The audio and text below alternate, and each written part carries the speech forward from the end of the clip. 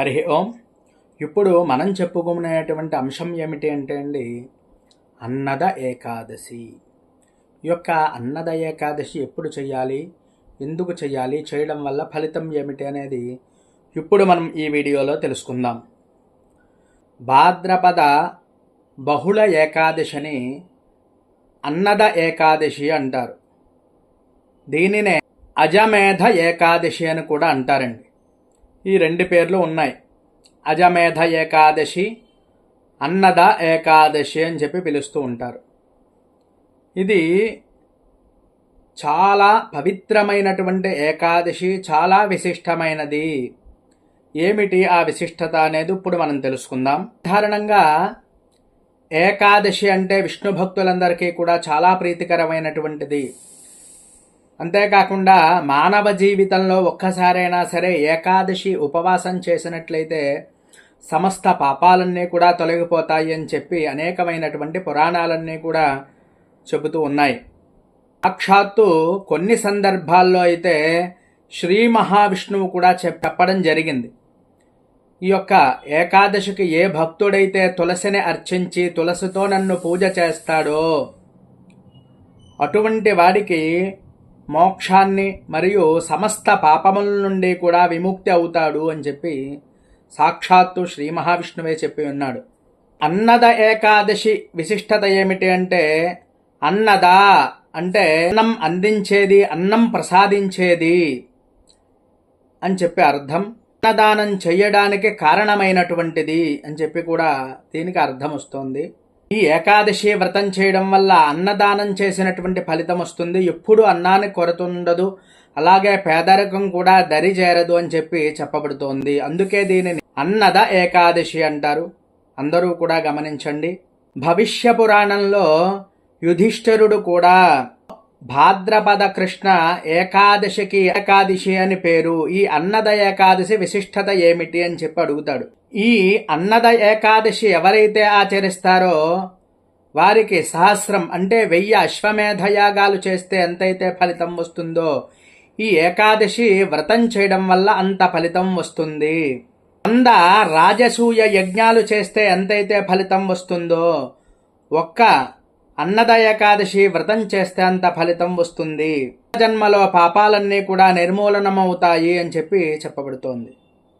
సత్యహరిశ్చంద్రుడు కూడా కాటిగాబరిగా ఉన్నటువంటి సమయంలో తమ కుమారుడు చనిపోతాడండి, లోహితాక్షుడు. తనని తీసుకుని ఆ చంద్రమతి శవాన్ని తీసుకుని వస్తుంది. ఈవిన్నే రెండవ నామం అజ అనేటువంటి పేరు కూడా ఉంటుంది. అప్పుడు ఈ యొక్క హరిశ్చంద్ర మహారాజు అడుగుతాడు, శవాన్ని దహనం చేయడానికి డబ్బులు కావాలి, నేను ఇక్కడ కూలీగా మాత్రమే పనిచేస్తున్నాను అని చెప్పి అడిగితే అప్పుడు బోరున విలపిస్తారు ఇద్దరు కూడా. ఏమిటి ఇటువంటి కర్మ పట్టింది మాకు అని చెప్పి, ఏమిటి ఇటువంటి కర్మ పట్టింది మాకు అని చెప్పి బాధపడుతూ ఉంటారు. అప్పుడు ఒకానొక సందర్భంలో గౌతమ మహర్షి యొక్క హరిశ్చంద్ర మహారాజుకి చెప్తాడు, ఏమయ్యా, నువ్వు పూర్వజన్మలో అనేకమైనటువంటి కర్మలన్నీ చేసున్నావు, అటువంటి కర్మలన్నీ కూడా తొలగిపోవాలి అంటే ఈ అన్నద ఏకాదశి వ్రతాన్ని చేసినట్లయితే నీకు పూర్వజన్మలో చేసినటువంటి పాపం అంతా కూడా తొలగిపోతుంది అని చెప్పి చెప్పగా ఈ యొక్క అన్నద ఏకాదశి వ్రతాన్ని చేస్తారు.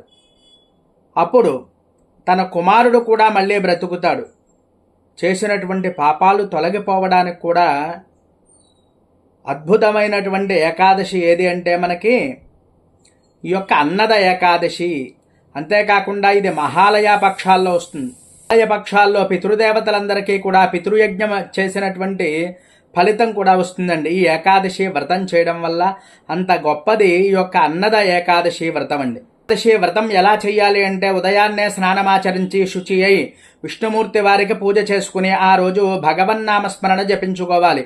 నారాయణాష్టాక్షరి కానీ, పురుష సూక్తం కానీ, భాగవతం కానీ, భగవద్గీత కానీ పారాయణ చేసుకోవడం చాలా విశేషమైనటువంటి ఫలితాలని కలగజేస్తూ ఉంటుంది. ఇవన్నీ కూడా భక్తి శ్రద్ధలతో మరి ఆచరించాలి, అందరూ గమనించండి. ఆ రోజు ఉపవాసం ఉండడం చాలా విశేషం. ఉపవాసం అంటే మరి అది ఆరోగ్య స్థితిని బట్టి చేసుకోండి అందరూ కూడా. అలాగే జాగరణ చేయగలిగేటువంటి అవకాశం ఉంటే తప్పకుండా జాగరణ చేయండి. అలాగే ఉదయాన్నే అంటే ద్వాదశి రోజు పారణ చేసి ఎవరికైనా స్వయం పాకం కానీ భోజనం అవకాశం ఉంటే భోజనం కూడా వడ్డించుకుని అవపాసన అది కూడా వడ్డించుకుని అప్పుడు భోజనం చేయడం వల్ల చాలా విశేషమైనటువంటి ఫలితాలు కలుగుతాయి. అన్నద ఏకాదశి వ్రతం చేయడం వల్ల పాప విమోచనం, గత జన్మల్లో చేసినటువంటి ఘోరమైనటువంటి పాపాలన్నీ కూడా తొలగిపోతాయండి.